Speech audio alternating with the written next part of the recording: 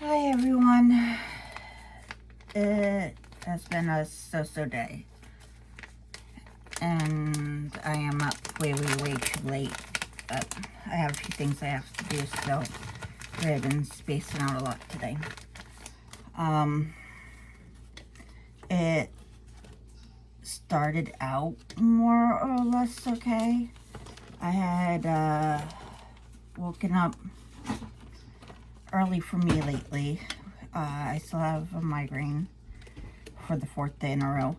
But after I had let Bella out, she was acting like she smelled a mouse and was trying to dig her way around some boxes that was in the kitchen. So I broke down and did a little bit of cleaning and remodeling and stuff, which is so much fun when you're on oxygen. And I have a 35 pound, very curious dog. Because whenever you go to do something, she pushes past you and is right where you need to be. And might as well have a brick wall in front of you because you can't see around her and you can't do anything. Little teacup Pomeranian Princess that I had before Bella would do the same thing, but Princess was 7 pounds soaking wet at her height, at her most. So she was a little bit easier to do things around, but Bella, forget it. But I did my best, was working around her, and she was getting annoyed at me because I kept sweeping the floor, getting up all the dust bunnies that had gotten pushed behind things, which is throwing off her trying to follow scent trails. So, but life. But anyways, at one point, I had my oxygen tube and line wrapped around the table in several boxes and Bella, and that was a very interesting mess to detangle out on disconnecting the oxygen line. But I managed to do it, and but around 11:30ish, an ambulance happened to be going this direction, and I just all of a sudden was in tears. Today is 5-year anniversary of a very close friend who was a chosen family and in many ways a sister to me. Even total strangers thought we were sisters. The way we act and look so much alike and things like that. And I had been living with her and her family, which is husband and 3 young kids, since 2017. And in 2020, her husband passed away unexpectedly and very quickly from undiagnosed heart condition. And 5 months later, in May, on this day, Rebecca had passed away from blood clots going to her lungs. She had been going downhill health-wise for a while, but she refused to go to the hospital and everything. But in fact, she was mad at me that I insisted that we call for an ambulance when all of a sudden she couldn't breathe. But that was a very hard day because I had to tell their kids when her husband passed away, that their dad had passed away. Then I had to tell them that when she passed away. And a week later, Rebecca's mom and sister took the kids and wouldn't let me see them anymore. And I had to tell the kids that when the day they left, that they had to go with their grandmother and aunt, and I couldn't go with them. And they all broke down in tears because I was like another mom to them in a lot of ways. Especially the girls, the youngest. It was just before, like a week before her 6th birthday. And I had been living with them since she was 2.5, so I was very close to her.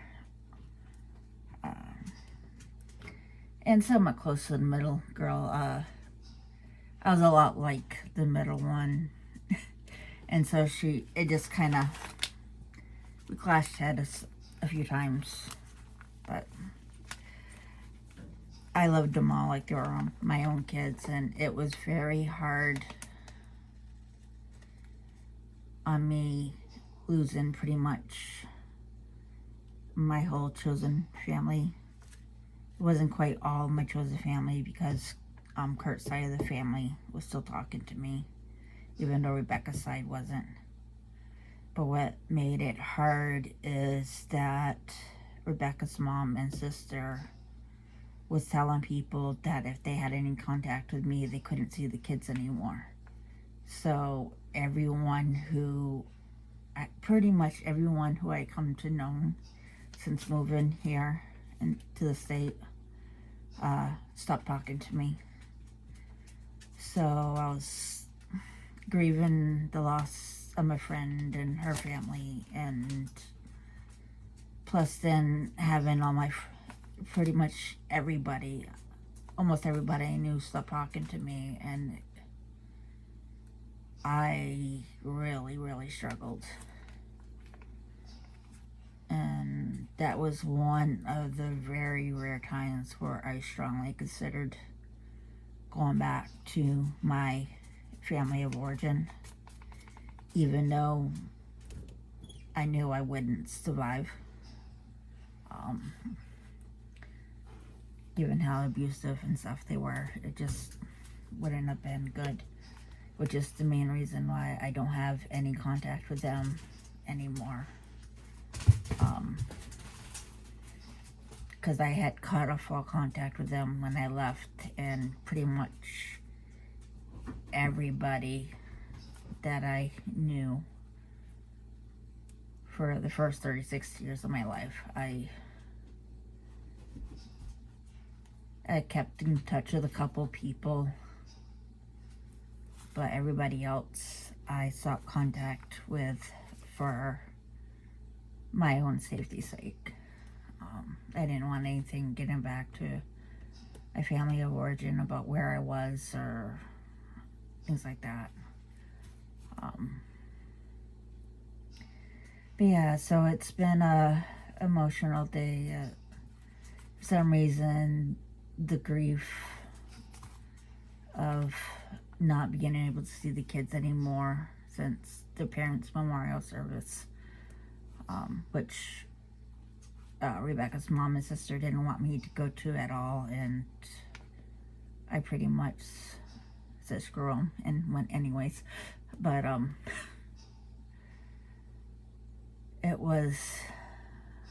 it's been hard, because after the kids and stuff left, I found myself living alone for the very first time in my life, and not having a job and not mentally able to go look for a job due to my anxiety issues and several other things. And it was a bad situation for a while, because I was left with no money in the house, no way to pay the rent. Thankfully, there was a lot of canned food and stuff, so I was able to have food to eat, because when the church we was going to found out that Rebecca's mom had left with the kids, the food train stopped.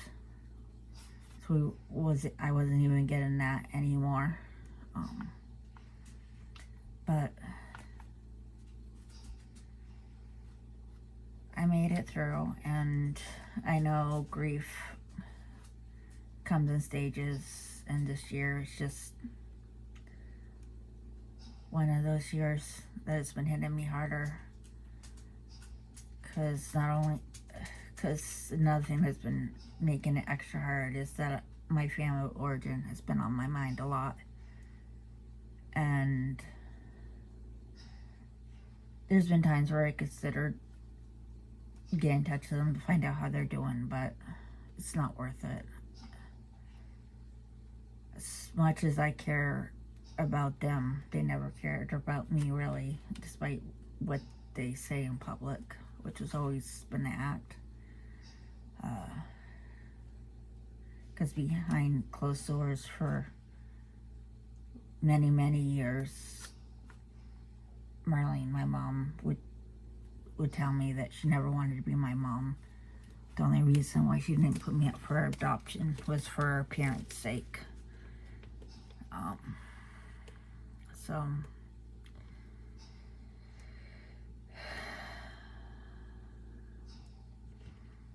But anyways, this is getting long, and it's almost 1, and I gotta finish putting this away, so I will talk to you next time. And yes, I will take care of myself as best I can. Bella's very good at keeping me going and not allowing me to sink into not doing anything and whatnot. So anyways, till later.